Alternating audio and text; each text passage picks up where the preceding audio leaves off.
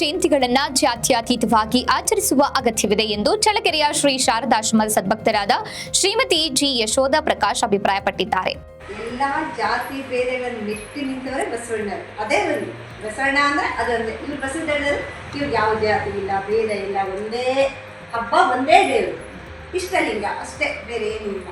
ಅವ್ರು ಹುಟ್ಟಿದ್ದು 1934, ಇದೇ ಏಪ್ರಿಲ್ 30 ಡೇಟ್. ಈ ವರ್ಷ ವಿಶೇಷ ಅಂದರೆ ಅವತ್ತೇ ಬಂದೈತೆ ಅವ್ರ ಜಯಂತಿ. 29 ನಾಳೆ 30 ತಾರೀಕು, ನಾಳೆ ಜಯಂತಿ. ಬಸವನ ಬಾಗೇವಾಡಿ ಅಂತ ಅವರು. ಈಗ ವಿಜಯಪುರ ಜಿಲ್ಲೆ ಐತಲ್ಲ, ಅಲ್ಲಿ ಬಸವನ ಬಾಗೇವಾಡಿ, ಅಲ್ಲಿ ಮಾದರಸ ಮತ್ತು ಮಾದಲಾಂಬಿಕೆ ಅವರ ಅಪ್ಪ ಅಮ್ಮನ ಹೆಸರು. ಅವ್ರಿಗೆ ಒಬ್ಬ ಮಗಳು ಇರ್ತಾಳಂತ, ದೊಡ್ಡವಳು. ಅವಳಿಂದ ಇವ್ರಿಗೆ ಸ್ವಲ್ಪ ಲೇಟ್ ಆಯಿತು, ಬೇಗ ಆಗಿಲ್ಲ ಗಂಡು ಮಕ್ಕಳು. ಅವರು ಸ್ವಲ್ಪ ಅಲ್ಲಿ ನಂದೀಶ್ವರ ದೇವಸ್ಥಾನ ಅಂತ ಇದ್ದಾರೆ, ಅಲ್ಲಿ ಹರಕೆ ಹೊತ್ತಿರ್ತಾರೆ. ಅದು ಆ ನಂದೀಶ್ವರ ಹರಕೆಯಿಂದ, ಆ ಫಲದಿಂದ ಅವ್ರಿಗೆ ಗಂಡು ಮಗು ಆಗುತ್ತೆ. ಅದು ಹುಟ್ಟಿದ ತಕ್ಷಣ ಮಾತುವಾಡದಂತ ಕಣ್ಣು ಬಿಟ್ಟಿರಲ್ಲ ಅಂತ. ಆಗ ಅವರು ಕುಲಗುರುಗಳಾಗಿ ಜಾತಿ ವೇದ ಮುನಿಗಳು ಅಂತ ಇದ್ದಾರೆ. ಅವರು ಮಾದರಸ ಮಾಡಲಾಂಬಿಕೆ ಅವ್ರ ಕುಲಗುರುಗಳು. ಅವರು ಬಂದು ನೋಡಿದ್ಮೇಲೆ ಆ ಮಗುಗೆ ವಿಭೂತಿ ಕೊಡುವಂಥ ವಿಭೂತಿ ಹಚ್ಚಿದ ಮೇಲೆ ಅವ್ರ ಕಿವಿನಲ್ಲಿ ಅವರು ಒಂದು ಮಂತ್ರ ಉಚ್ಚಾರಣೆ ಮಾಡ್ತಾರೆ. ಆವಾಗ ಮಗು ಅಳುತ್ತೆ ಮತ್ತು ಕಣ್ಬಿಟ್ಟು ನೋಡುತ್ತೆ. ಆಗ ವಿಭೂತಿ ಹಚ್ಚಿದ ತಕ್ಷಣ ಅವರು ಅವ್ರ ಕಿವಿನಲ್ಲಿ ಹೇಳಿದ್ಮೇಲೆ ಮತ್ತೆ ಅಪ್ಪ ಅಮ್ಮಗೆ ಹೇಳ್ತಾರೆ, ಇವನಿಗೆ ಸಾಮಾನ್ಯದ ಶಿಶು ಅಲ್ಲ, ಇವನು ಬಸವರಸ ಅಂತ ಹೆಸರಿಟ್ಟಿದೆ ಅಂತ ಹೇಳ್ಬಿಟ್ಟು. ಅವಾಗ ಅವರು ಬಸವರಸ ಅಂತಲೇ ಹೆಸರಿಡ್ತಾರಂತೆ. ಅದು ಈಗ ಸಾಮಾನ್ಯ ವಿಶೇಷವಾದಂಥ ಹುಟ್ಟಿದ ಮಕ್ಕಳು, ಅವರಲ್ಲಿ ಒಂದು ವಿಶೇಷ ಕಳೆ ಶಕ್ತಿ ಐತೆ ಅಂದರೆ ಅವರು ಸಾಮಾನ್ಯ ಪುರುಷರಲ್ಲ. ಮೇಲಿನ ಭಗವಂತನೇ ಯಾವುದೋ ಒಂದು ಉದ್ದೇಶಕ್ಕೆ ಅವ್ರನ್ನ ಇಲ್ಲಿ ಕಟ್ಟಿರ್ತಾನೆ. ಈ ಬಸವಣ್ಣರಾದ್ರೂ ಅವ್ರು ಮಾಮೂಲು ಮನುಷ್ಯ ಥರ ಅಲ್ಲ. ಅವ್ರಿಗೆ ಶಿವನ್ ನಂದಿ ಐತಲ್ಲ ವಾಹನ, ನಂದಿ ಅವತಾರನೇ ಬಸವಣ್ಣರಂತೆ. ಅಲ್ಲಿ ಮೇಲೆ ಶಿವ ಹೇಳಿರ್ತಾರಂತೆ, ಮರ್ತ್ಯಲೋಕ ಆಗ್ತಾ ಇದೆ ನಮ್ಮ ಭೂಲೋಕದಲ್ಲಿ, ನೀನು ಅದನ್ನು ಸರಿ ಮಾಡಿ ಧರ್ಮ ಬಿತ್ತಿವಾ ಅಂತ ಹೇಳಿದಾಗ, ನಂದಿ ಭೂಲೋಕಕ್ಕೆ ಬರ್ತಾ ಇರ್ಬೇಕಾದ್ರೆ ನಾನು ಎಲ್ಲಿ ಹೋಗ್ಬೇಕು, ಎಂಥರಂತ ರೊಟ್ಟೆಗೆ ಹುಟ್ಟಿ ಬರೋಕ್ಕೆ ಅವ್ರು ಇಷ್ಟಪಡಲ್ಲ ಮಹಾತ್ಮರು. ಯಾರಲ್ಲಿ ಸಾತ್ವಿಕರಾದರಿದ್ದಾರೆ ಅಂತ ಅವ್ರು ಹುಡುಕ್ತಾ ಇರ್ತಾನಂತೆ, ಮೇಲಿಂದ ಬರ್ತಾನೆ.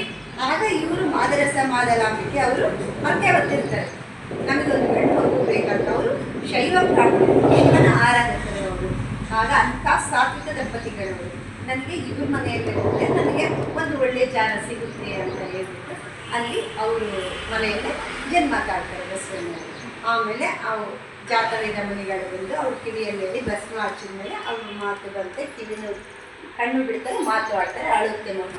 ಸ್ವಲ್ಪ ದಿನ ಆದಮೇಲೆ ಅದು ಬೆಳೆಯುತ್ತೆ.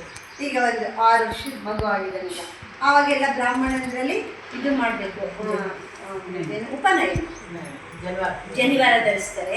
ಆಗ ಮತ್ತೆ ಮಗನಿಗೆ ಮಾಡಬೇಕು ಅಂತ ಅವರೆಲ್ಲ ವ್ಯವಸ್ಥೆ ಮಾಡಿರ್ಲಿಲ್ಲ. 6 ವರ್ಷ ಅಥವಾ 7 ವರ್ಷ ಈಗ ಬಸವಣ್ಣವ್ರಿಗೆ. ಆಗ ಕೇಳ್ತಾನೆ, ಬಾಲಕ ಇರ್ತಾನಲ್ಲ, ಅವನು ಕೇಳ್ತಾನೆ ಅಪ್ಪ ಅಮ್ಮನ, ಅಕ್ಕನಿಗೆ ಜನಿವಾರ ಹಾಕಿಲ್ವಲ್ಲ, ಅಕ್ಕನಿಗೆ ಉಪನಯನ ಮಾಡಿಲ್ವಲ್ಲ, ನನಗೆ ಯಾಕೆ ಮಾಡ್ತೀನಿ ಅಂತ. ಅಕ್ಕ ನನಗಿಂತ ಎಷ್ಟೋ ದೊಡ್ಡವಳಿದ್ದಾಳೆ. ಇಲ್ಲ, ಗಂಡು ಮಕ್ಕಳಿಗೆ ನಮ್ಮ ಧರ್ಮ ಸಂಸ್ಕಾರದ ಪ್ರಕಾರ ಗಂಡು ಮಕ್ಕಳಿಗೆ ಅದೆಲ್ಲ ಮಾಡಬಾರ್ದು, ಮಾಡಲ್ಲ. ಗಂಡು ಬೇರೆ ಹೆಣ್ಣು ಬೇರೆ ಅಂತ ನೀವು ಹೇಳ್ತೀರಾ, ಎಲ್ಲ ಒಂದೇ ಅಲ್ವಾ? ಆಗಲೇ ಅವ್ನ ಮನಸ್ಸಲ್ಲಿ ಹುಟ್ಬಿಡುತ್ತೆ. ಸಣ್ಣ 6 ವರ್ಷದ ಬಾಲಕ ಅವನ ಮನಸ್ಸಿಗೆ ಅವಾಗಲೇ ಹುಟ್ಬಿಡುತ್ತೆ, ಬೇಡ ಇದು ಯಾವುದು ಬೇಡ, ಅಕ್ಕನಿಗೆ ಮಾಡಿದ್ರೆ ನಾನು ಯಾವುದೇ ಉಪನಯನ ಸಂಸ್ಕಾರ ನಾನು ಮಾಡಿಸ್ಕೊಳ್ಳಲ್ಲ, ನನಗೆ ಬೇಡ ಅಂತ ಹೇಳಿ ಆಗಲೇ ಅಪ್ಪ ಅಮ್ಮನ ಮಾತು ಮೇಲೆ ಕೊಂಡು ಬಿಟ್ಕೊಟ್ಟು ಕೂಡಲ ಸಂಗಮಕ್ಕನ್ನು ನಡ್ಕೊಂಡ ಹೋಗ್ಬಿಡ್ತಾನೆ. ಹುಡುಗ ಬಸವನ ಬಾಗೇವಾಡಿಯಿಂದ ಕೂಡಲ ಸಂಗಮಕ್ಕೆ, ಅಲ್ಲಿ ಜಾತವೇದ ಮುನಿಗಳು ಇರ್ತಾರೆ. ಅವರು ಶಿವನಗರದ ತಮ್ಮ ಜಿವಿಎಸ್ ನಿವಾಸದಲ್ಲಿ ಜಗಜ್ಯೋತಿ ಬಸವೇಶ್ವರರ 892ನೇ ಜಯಂತ್ಯೋತ್ಸವದ ಪ್ರಯುಕ್ತ ಹಮ್ಮಿಕೊಂಡಿದ್ದ ವಿಶೇಷ ಸತ್ಸಂಗ ಕಾರ್ಯಕ್ರಮದಲ್ಲಿ ಪಾಲ್ಗೊಂಡು ಅವರು ಬಸವಣ್ಣನವರ ಜೀವನ ಮತ್ತು ಸಂದೇಶಗಳ ಬಗ್ಗೆ ಉಪನ್ಯಾಸ ನೀಡಿದ್ದಾರೆ. ಶ್ರೀ ಶಾರದಾಶ್ರಮದ ಸ್ವಯಂ ಸೇವಕ ಯತೀಶ್ ಎಂ ಸಿದ್ದಾಪುರ ಅವರು ಬಸವಣ್ಣನವರ ಜೀವನ ಮತ್ತು ವಚನಗಳ ಪ್ರಸ್ತುತತೆಯ ಬಗ್ಗೆ ಮಾತನಾಡಿದರು. ಸಾಹಿತ್ಯವು ಜಾಗತಿಕ ಅನುಭವ ಸಾಹಿತ್ಯದಲ್ಲಿ ವಿಶಿಷ್ಟ ಸ್ಥಾನ ಪಡೆದಿದೆ. ಅವರ ಒಂದು ವಿಶಿಷ್ಟ ವಚನ ಅಂತಂದ್ರೆ, ಕಳಬೇಡ ಕೊಲಬೇಡ, ಹುಸಿಯ ನುಡಿಯಲು ಬೇಡ, ಮುನಿಯಬೇಡ, ಅನ್ಯರಿಗೆ ಅಸಹ್ಯ ಪಡಬೇಡ, ತನ್ನ ಬಣ್ಣಿಸಬೇಡ, ಇದಿರ ಅಳಿಯಲು ಬೇಡ, ಇದೇ ಅಂತರಂಗ ಶುದ್ಧಿ, ಇದೇ ಬಹಿರಂಗ ಶುದ್ಧಿ, ಇದೇ ನಮ್ಮ ಕೂಡಲ ಸಂಗಮ ದೇವರ ಒಲಿಸುವ ಬರಿ ಅಂತ. ಕಳಬೇಡ ಅಂತಂದ್ರೆ ಮನುಷ್ಯ ಇನ್ನೊಬ್ಬರ ವಸ್ತುಗಳನ್ನ ಕಳ್ತನ ಮಾಡಬಾರ್ದು. ಆಮೇಲೆ ಕೊಲಬೇಡ ಅಂತಂದ್ರೆ ಮಾತು ಮನಸ್ಸಿನಿಂದ ಕೆಲಸದಿಂದ ನಾವು ಕೊಲ್ಬಾರ್ದು ಯಾರನ್ನು. ಕೆಲವು ಮಾತಾಗಿ ಗೊತ್ತಿರ್ತಾರೆ, ಅದಕ್ಕೆ ಕೊಲಬೇಡ. ಕಳ ಬೇಡ ಕೊಲ ಬೇಡ, ಕಳ್ತನ ಮಾಡಬೇಡ, ನಿನ್ನ ಮಾತು ಮನಸ್ಸಿಂದ ನಿನ್ನ ಇನ್ನೊಬ್ಬರ ಮತ್ತೆ ಇಂದ್ರಿಯಗಳಿಂದಲೂ ಸಹ ಹಿಂಸೆನ ಮಾಡಬೇಡ, ಇಂದ್ರಿಯಗಳಿಂದಲೂ ಸಹ ಇನ್ನೊಬ್ಬರಿಗೆ ನೀನು ಹಿಂಸೆ ಮಾಡಬೇಡ ಅಂತ ಬಸವಣ್ಣ ಹೇಳ್ತಾರೆ. ಆಮೇಲೆ ಹುಸಿಯ ನುಡಿಯಲು ಬೇಡ ಅಂದ್ರೆ ಸುಳ್ಳು ಹೇಳ್ಬೇಡ ಅಂತ ರಾಮಕೃಷ್ಣ ಹೇಳ್ತಾರೆ ನೋಡ್ರಿ. ಸತ್ಯವಾಕ್ಯ ಪರಿಪಾಲನೆಯೇ ಕಲಿಯುಗ ತಪಸ್ಸು ಅಂತ ಹೇಳ್ತಾರೆ. ರಾಮಕೃಷ್ಣ ಒಂದ್ಸತಿ ಒಬ್ಬ ಜೀವನದಲ್ಲಿ ಬರುತ್ತಲ್ಲ, ಒಂದ್ಸತಿ ಯಾರು ಮಾತು ಕೊಟ್ಟಿರ್ತಾರೆ, ನಾನು ನಿಮ್ಗೆ ತೋಟಕ್ಕೆ ಬರ್ತೀನಿ ಅಂತ, ಎದೆ ಮೂಲಕ ತೋಟಕ್ಕೆ ಅನ್ಸುತ್ತೆ. ಅವಾಗ ರಾಮಕೃಷ್ಣ ಯಾರು ಜಾಸ್ತಿ ಬರ್ತಾ ಬಿಡ್ತಾರೆ. ಅವ್ರು ರಾತ್ರಿ ಮೊದಲ ನೆನಪಾಗುತ್ತೆ ರಾಮಕೃಷ್ಣರಿಗೆ. ಪುನಃ ರಾತ್ರಿ ಆದ ಚಿಂತೆ ಇಲ್ಲ, ಹೋಗ್ಬರೋಣ ಅಂತ ಅಲ್ಲಿ ಹೋಗಿ ಎದೆ ಮಲಿಕಂತ ಓಟವನ್ನು ಮುಟ್ಟಿ ವಾಪಸ್ ಬರ್ತಾರೆ. ಕಾಲು ಕಾಂಪೌಂಡ್ ಮಲ್ಲಿಕ ನಾನು ಬಂದಿದ್ದೀನಿ ನಿನ್ ತೋಟಕ್ಕೆ ಅಂತ ಹೇಳಿ ವಾಪಸ್ಸು ಅಂದ್ರೆ ತತ್ವಾರ್ದು ಸತ್ಯವಾಕ್ಯವನ್ನ ಪರಿಪಾಲಿಸ್ಬೇಕು. ಸುಳ್ಳು ಎಂದು ರಾಮಕೃಷ್ಣ ಜೀವನ ನೋಡಿದ್ರೆ ಒಂದ್ ಸುಳ್ಳು ಹೇಳಿದ್ರು ನೋಡೋದು ಇಲ್ಲಲ್ವಾ. ನಾವಾದ್ರೆ ದಿನ ಬೆಳಗಾದ್ರೆ ಬರೀ ಸುಳ್ಳು ಹೇಳೋದಾಗ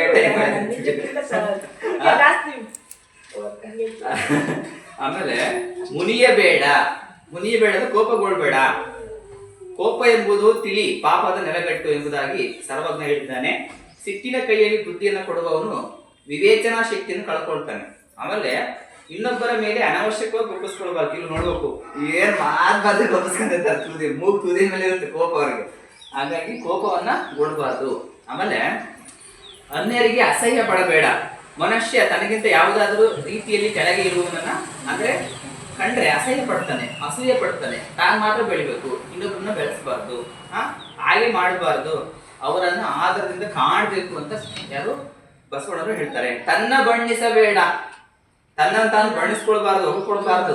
ನಾವು ಎಷ್ಟೊಂದಿದ್ದೀನಿ ನಾನೇ ಶ್ರೇಷ್ಠ, ನಾನು ಬಹಳ ದೊಡ್ಡ ಸೇವೆ ಮಾಡ್ತಾ ಇದ್ದೀನಿ, ನಾನು ಹಂಗೆ ಹಿಂಗೆ ಅಂದ್ರೆ ತಮ್ಮಂತ ಅಂದ್ರೆ ತಾನೇನೂ ಅಲ್ಲ, ಶೂನ್ಯ ಆಗ್ಬೇಕು. ಭಗವಂತನ ಮುಂದೆ ತಾನೇನೂ ಅಲ್ಲ. I am zero, you are hero ಅಂತ. ಅಂದ್ರೆ ನಾನು ಸೊನ್ನೆ, ನೀನೇ ಸೊನ್ನೆ ಅಂತ.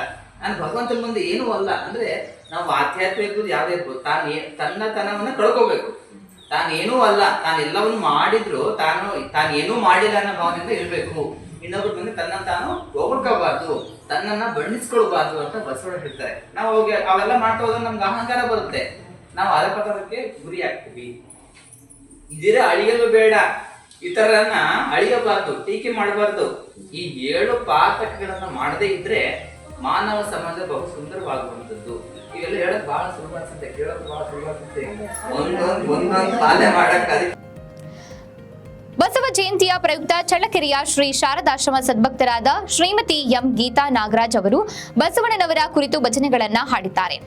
ಈ ಸತ್ಸಂಗದ ಪ್ರಯುಕ್ತ ಶ್ರೀ ಶಾರದಾಶ್ರಮದ ಸದ್ಭಕ್ತರಿಂದ ಸಾಮೂಹಿಕ ಶ್ರೀ ದೇವಿ ಸ್ತುತಿ ಪಠಣ ಮತ್ತು ಶ್ರೀ ಶಾರದಾ ದೇವಿ ಜೀವನಗಂಗಾ ಗ್ರಂಥ ಪಾರಾಯಣ ಕಾರ್ಯಕ್ರಮ ನಡೆಯಿತು. ಈ ಜಯಂತ್ಯುತ್ಸವ ಕಾರ್ಯಕ್ರಮದಲ್ಲಿ ಶ್ರೀ ಶಾರದಾಶ್ರಮದ ಸದ್ಭಕ್ತರಾದ ಶ್ರೀಮತಿ ಪ್ರೇಮಲೀಲಾ, ರಾಮಣ್ಣ, ಜಯಶ್ರೀಲಮ್ಮ, ಶೈಲಜಾ, ಶ್ರೀನಿವಾಸ್ ಉಪಸ್ಥಿತರಿದ್ದರು.